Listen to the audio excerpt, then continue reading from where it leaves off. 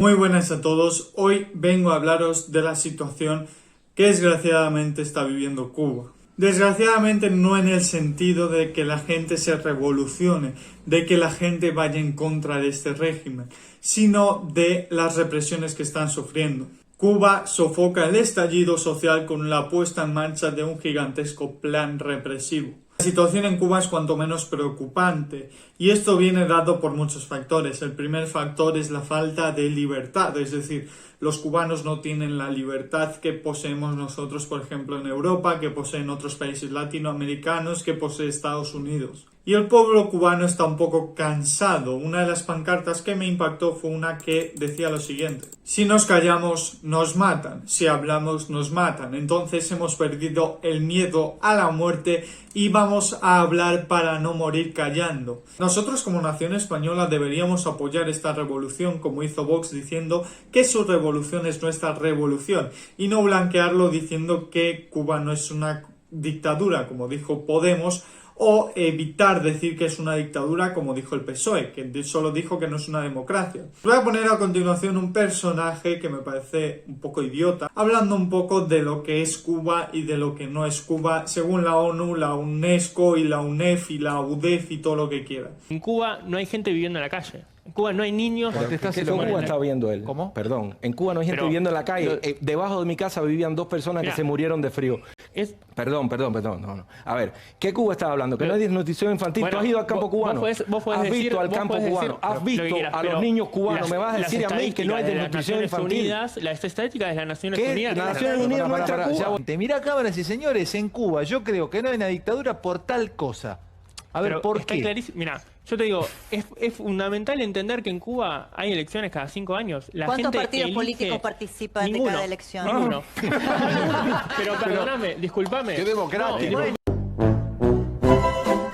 Tiene narices decirlo delante de una persona que es cubana y que ha vivido la realidad cubana.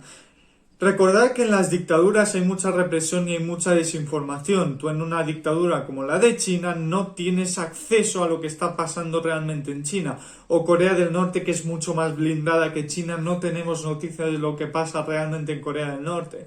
Leo un libro de una persona que estuvo viviendo toda su vida en China, nacido en China, que era pues cristiano y ejercía su religión, tenía que esconderse en casas para poder ejercer la religión y estuvo varios años en la cárcel por disfrutar libremente de su religión. Y os pongo solo ese ejemplo, pero dentro de las cárceles se les obligaba a llevar excrementos, la comida no era nada buena, no les daba para alimentarse, de hecho llegaban muertos, había muchos desnutridos y pues los policías también torturaban a la gente, sobre todo a los presos por religión y por motivos políticos. Además hablaba de la importancia de la publicidad de estos centros penitenciarios porque, por ejemplo, ponían cosas en los periódicos de que todo iba bien, de que era muy bueno. Por ejemplo, uno hizo huelga de hambre y básicamente para mostrar que era él el que hacía la huelga de hambre y no era de alguna forma el Estado que no le daba comida, pues le inyectaron directamente en el músculo suero. O sea, imaginaros el dolor que supone eso porque no le encontraban vena de lo delgado que estaba.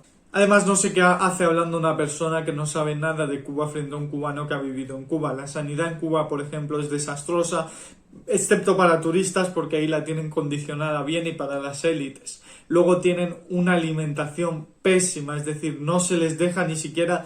Vi un reportaje donde no les dejaba ni siquiera ir a pescar o vivían al día. Los empresarios viven asfixiados. Había bastante obesidad infantil, aunque no haya una buena alimentación, y es porque tomaban agua con azúcar.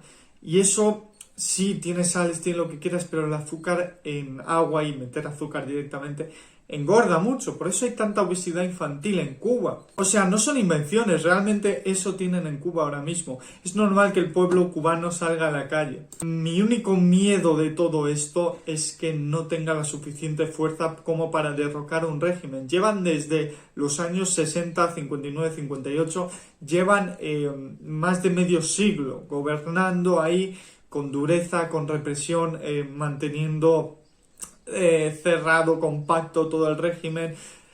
Yo creo que es complicado derrocar un régimen así, pero hay algo que dijo el alcalde de Miami, que habló sobre la importancia y la más que posible intervención militar en Cuba. Una revolución no se lleva pacíficamente y es lo que hay.